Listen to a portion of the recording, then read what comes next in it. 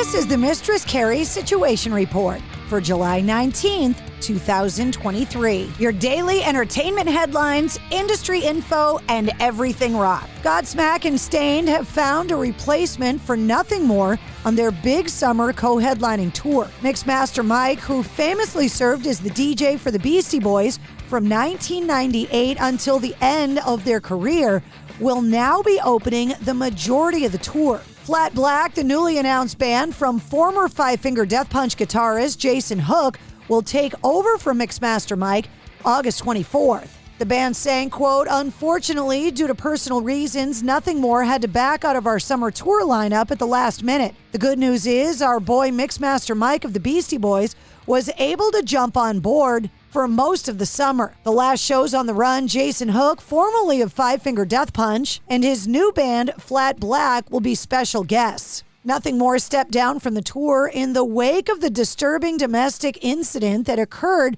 with frontman Johnny Hawkins that have recently come to light. And Godsmack have also announced additional North American tour dates after the summer tour with Stained. In support of their 8th studio album, Lighting Up the Sky, the band is set to kick off a headlining fall tour starting September 3rd in Baton Rouge, Louisiana, and will feature direct support from Atreyu from September 3rd through the 10th and I Prevail from September 24th to October 4th and October 10th through the 22nd. Tickets for the fall run go on sale this Friday, July 21st at 10 a.m. local time. And Atreyu have also announced their own tour, co-headlining the We Want Your Misery tour with Memphis Mayfire, Catch Your Breath, and Another Day Dawns. Those dates kick off August 26th in Silverado, California, and wrap up in Bozeman, Montana on September 26th. Las Vegas police searched a home on Monday as part of an investigation into the murder of Tupac Shakur in 1996. Detectives served a search warrant at a home in Henderson near Interstate 11 and Wagon Wheel Drive. Shakur was shot and killed just one block from the Vegas Strip in September of 96 at the age of 25 years old. The case remains unsolved. Of Mice and Men have revealed Tether as the title of their 8th studio album. While a release date for the album remains as yet unannounced, the group have confirmed that the new single, titled Warpaint, will be landing online just before the end of the month. You can watch a teaser for the song online, advertising a July 28th premiere date. Legendary Queen guitarist Brian May said their former bassist, John Deacon, is still, quote, very much a part of the band. Deacon joined Queen in 1971 and contributed to all of the band's albums. The bassist departed the music industry in 1997 after recording the Queen single, No One But You, Only the Good Die Young. He did not take part in any of the new iterations of Queen following Freddie Mercury's passing.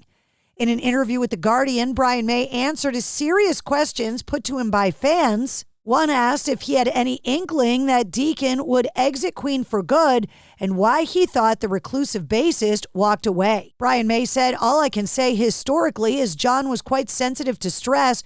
We all found it hard losing Freddie, but I think John particularly struggled.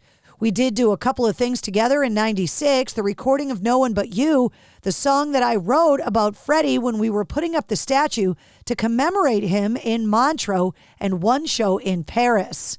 It was to open the ballet season with an amazing new work by Maurice Béjart about Mozart and Queen.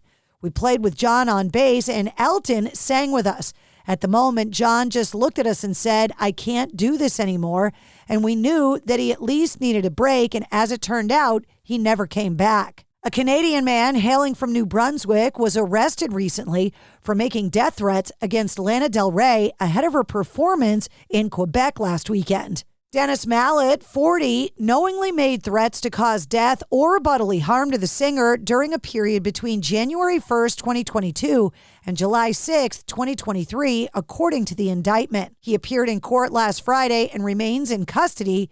He's due back in court this week. Code Orange have big news. The Pittsburgh band are releasing a new album called The Above later this fall. The album was self-produced and contains engineering work by alt-rock super producer Steve Albini. The new album includes a pair of monstrous songs that got released last month, Grooming My Replacement and a song called The Game, as well as a new catchy single called Take Shape, which features vocals from Billy Corgan from the Smashing Pumpkins. The above is set for release on September 29th.